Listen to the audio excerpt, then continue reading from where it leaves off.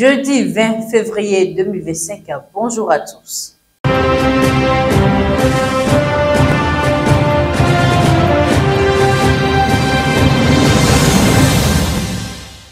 Après le Sénégal, le Tchad et le Gabon, c'est au tour de la Côte d'Ivoire de rompre avec l'aide militaire française.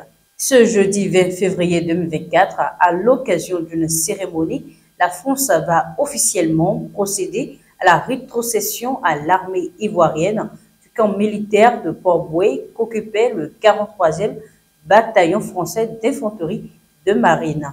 Cette cérémonie, qui connaîtra la présence du ministre français des Armées, Sébastien Lecornu, et son homologue ivoirien, Téné Birahima Ouattara, marque un nouveau départ pour la Côte d'Ivoire et réoriente la nature de l'aide militaire française.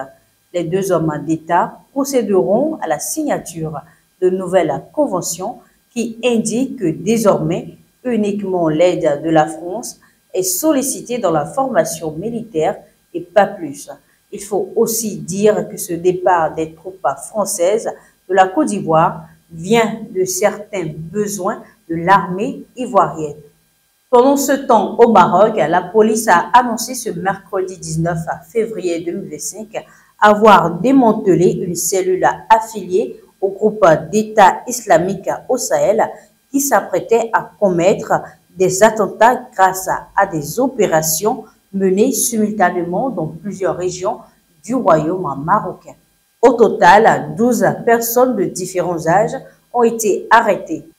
Engins explosifs improvisés en cours de fabrication, argent et un grand nombre d'armes blanches, notamment à Tamesna. Les autorités ont trouvé un colis suspect constitué d'une cocotte minute contenant des clous et des produits chimiques utilisés dans la fabrication d'explosifs ont été saisis, précise le communiqué de la DGSN et de la DGST qui affirme que les terroristes présumés prévoyaient de s'attaquer à des installations sécuritaires et économiques sensibles, mais aussi des intérêts étrangers.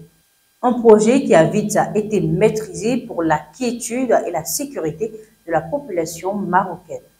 Et pour finir avec l'actualité de ce matin, le président Volodymyr Zelensky, après la rencontre de Riyad en Arabie Saoudite entre les délégations russes et américaines, s'est montré déçu de l'initiative des pourparlers organisés de l'Ukraine sans l'Ukraine. Des propos qui n'ont pas plu au président américain Donald Trump. Je cite, « Je suis très déçu de ces propos. Aujourd'hui, j'ai entendu « Oh, nous n'étions pas invités. » Eh bien, vous avez été là depuis 3 ans. Vous auriez dû y mettre un terme il y a 3 ans. Vous n'auriez jamais dû la commencer, a-t-il dit. Il a traité le président Zelensky de dictateur sans élection et s'est interrogé sur la crédibilité de sa personne en abordant la question de prétendu détournement de fonds. Je cite, « Réfléchissez-y, un comédien au succès modeste, Volodymyr Zelensky a persuadé les États-Unis d'Amérique de dépenser 350 milliards de dollars pour s'engager dans une guerre qui ne pouvait être gagnée, qui n'aurait jamais dû commencer, mais une guerre qui, sans les États-Unis et Trump, ne pourra jamais être réglée, a-t-il lancé sur mercredi 19 février depuis sa résidence privée en Floride. Une situation qui risque de dégénérer et d'impacter négativement les négociations avec la Russie, dans lesquelles l'Ukraine se retrouve en position de faiblesse. Et dernier virage de cette édition, les grands titres de la parution du jour. En manchette, on apprend que le gouvernement béninois débloque près de 160 millions de francs CFA pour accompagner l'audit du fichier électoral. Résilience au changement climatique dans cette ville, construction de collecteurs d'assainissement pluvial et d'aménagement des voies connexes. À la page 3, on apprend que l'ambassade de l'Allemagne fait don de plusieurs armureries conteneurisées à l'armée et la défense béninoise. Justice, Rémi Prosper Moriti, ancien président de la HAC, devant le tribunal de commerce.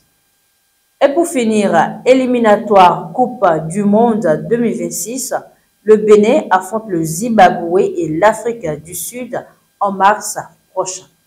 Et c'est tout pour cette randonnée informative. Merci de nous avoir suivis. À très bientôt.